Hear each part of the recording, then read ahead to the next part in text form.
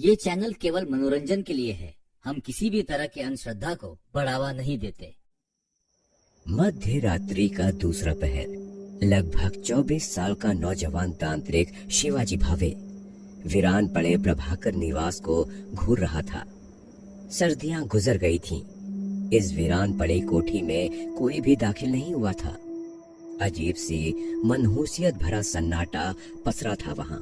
शिवाजी भावे कुछ देर उस कोठी को घूरता रहा। फिर उसने अपने हाथ की मुट्ठियां भींचते हुए खुद से कहा, मैं आज उस मनहूस कमला की प्रेत आत्मा को मुक्त करके ही रहूंगा, प्रण करता हूँ। इतना बोलते हुए शिवाजी प्रभाकर निवास की ओर मंत्र जाप करते हुए बढ़ने लगे।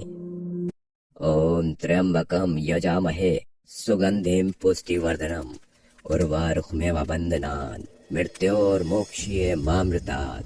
कोठी के मुख्य द्वार पर आग जल रही थी ताकि कमला बाहर न निकल सके। शिवाजी ने उस आग को बुझाया और अंदर दाखिल हुआ। अंदर दाखिल होते ही शिवाजी को एक तीव्र नकारात्मक ऊर्जा का एहसास हुआ। पूरी कोठी में गहरा अंधेरा था, फिर भी वो आगे बढ़ता जा रहा था। शिवाजी मन ही मन मंत्र जाप कर रहा था। उस भयानक कोठी में उसे कमला के पायल और उसके हंसने की आवाज सुनाई दे रही थी। शिवाजी एक अंधेरे गलियारे की तरफ बढ़ा जो शायद आंगन की ओर जाता था। आंगन में किसी तरह की रोशनी नजर नहीं आ रही थी। गलियारे में बढ़ते हुए शिवाजी को एहसास हुआ जैसे दूसरी तरफ कोई उसकी ओर बढ़ रहा हो। पायल की आवाज सुनकर शिवाजी समझ गया कि वो कमला है। जब तक वो पीछे जाकर कहीं छिपने की जगह खोजता, तब तक कमला गलियारे के सामने आ चुकी थी। ओह, कितनी खौफनाक नजर आ रही थी वो। बेढंग तरीके से पहनी हुई साड़ी, मांग में फैला हुआ सिंदूर, उजड़े बाल और भयानक चेहरा। फिर उसने हंसते हुए कहा,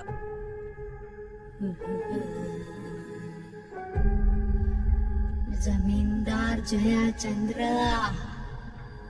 क्या तू है? आजा।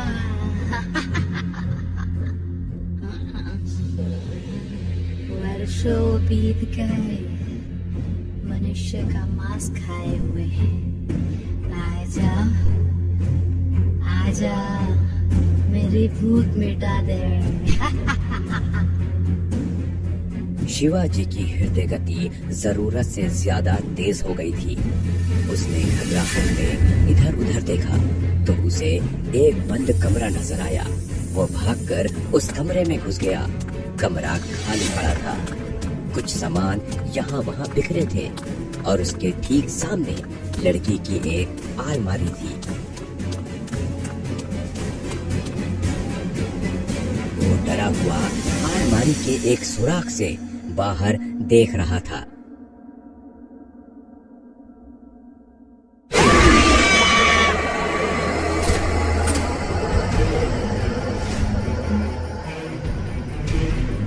कमला पर मंत्र पढ़ते हुए भभूत फेंकना शुरू किया।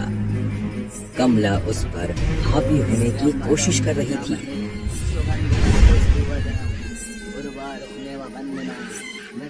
कुछ ही देर में शिवाजी को एहसास हो गया कि वो कमला को नहीं हरा पाएगा। कमला उसे मारकर खा जाना चाहती थी। उसने शिवाजी को जमीन पर पटक दिया। शिवाजी के चेहरे पर कमला के नाखूनों के कई घाव उभर आए थे जिनसे खून निकल रहा था। आखिरकार कोई रास्ता ना पाकर शिवाजी ने मंत्र पढ़ते हुए ढेर सारा भभूत उसकी आंखों में झोंक दिया और बाहर की तरफ भागा। बाहर निकलकर शिवाजी ने उस कोठी का दरवाजा बंद कर दिया और फिर वहां से भागता हुआ अंधेरे में कहीं गुम हो गया। रात्रि का तीसरा पहर। गंगा जी के तट पर बना एक सुनसान शमशान घाट, जहां जलती हुई चिता के सामने एक तांत्रिक आंखें बंद करके साधना में लीन था। उसके सामने शिवाजी भावे घायल अवस्था में बैठा हुआ था।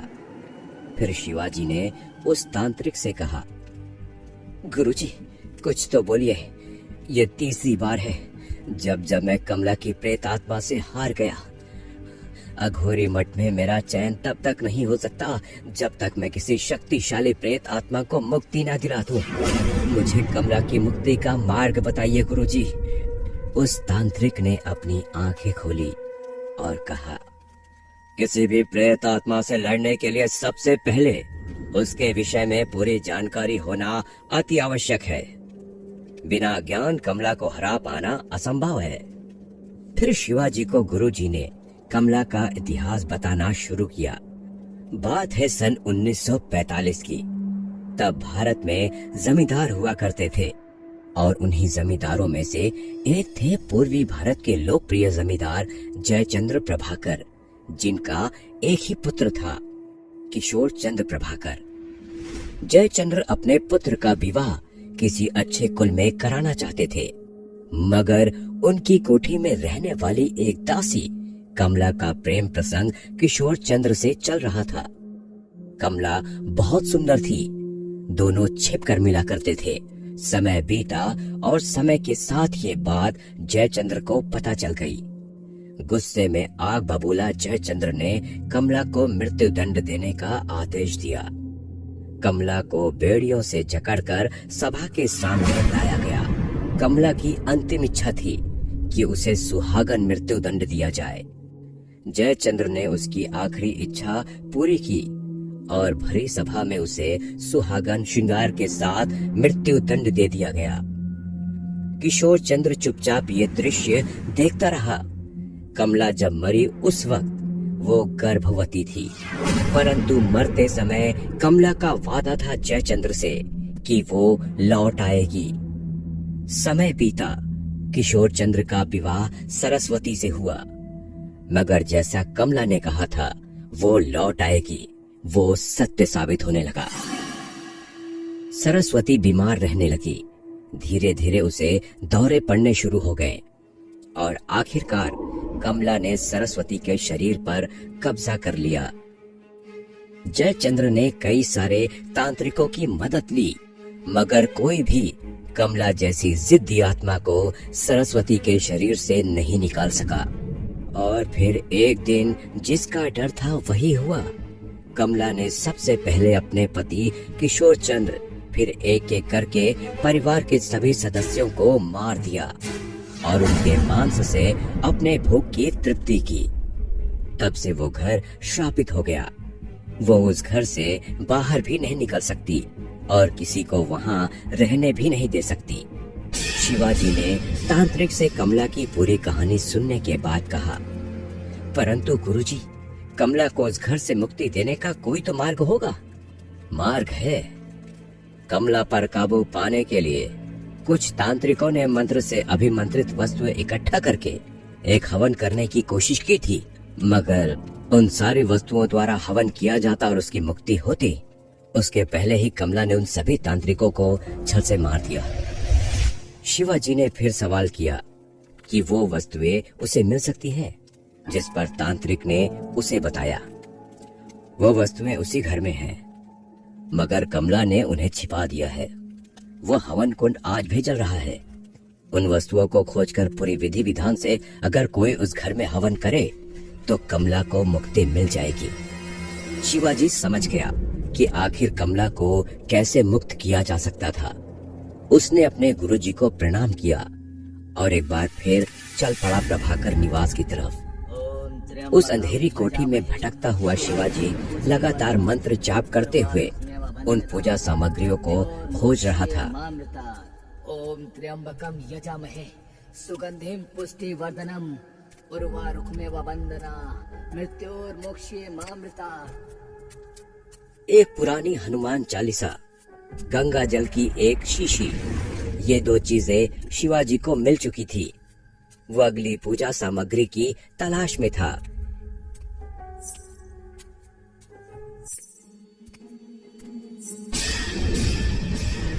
कमला ठीक उससे कुछ दूरी पर खड़ी थी। शिवाजी भाग पाता कि तब तक एक कुर्सी हवा में उड़ती हुई आई और शिवाजी से टकरा गई। शिवाजी जमीन पर गिर गया। उसे गहरी चोटें आईं। वो वहां से भागता हुआ एक कमरे में छिप गया, मगर कमला उसका लगातार पीछा कर रही थी। आखिरकार शिवाजी ने हवन की सारी सामग्री इकट्ठा कर ली। अब वो उस कोठी के आंगन में था जहां हवन कुंड जल रहा था। शिवाजी मंत्रोच्चार के साथ हवन कुंड में हवन सामग्री डालता जा रहा था। उसे कोठी के अंदर से कमला की कहारने की आवाजें सुनाई दे रही थी। मत कर, बंद कर दे ये क्रिया, बंद कर दे। कुछ देर तक ये क्रिया चलती रही। तभी अचानक एक कमरे का दरवाजा तोड़कर कमला बाहर आ गई। उसके पूरे शरीर में आग की लपटें जल रही थी। अभी तो तू मुझे मुक्ति दे रहा है, पर मैं लौट आऊंगी, कमला लौट आएगी। और देखते ही देखते कमला का शरीर तेज रोशनी के साथ हवा में गायब हो गया। खून से लथपथ शिवाजी उठकर कोठी से बाहर निकला। आखिरकार उसने कमला जैसी शक्तिशाली प्रेतात्मा को मुक्ति दे ही दी। कोठी से बाहर आकर शिवाजी अंधेरे जंगल की ओर चल पड़ा। आघोरी मठ और गुरुजी उसकी प्रतीक्षा में थे। दोस्तों, कमला की कहानी आपको कैसी लगी हमें कमेंट करके जरूर बताएं। हम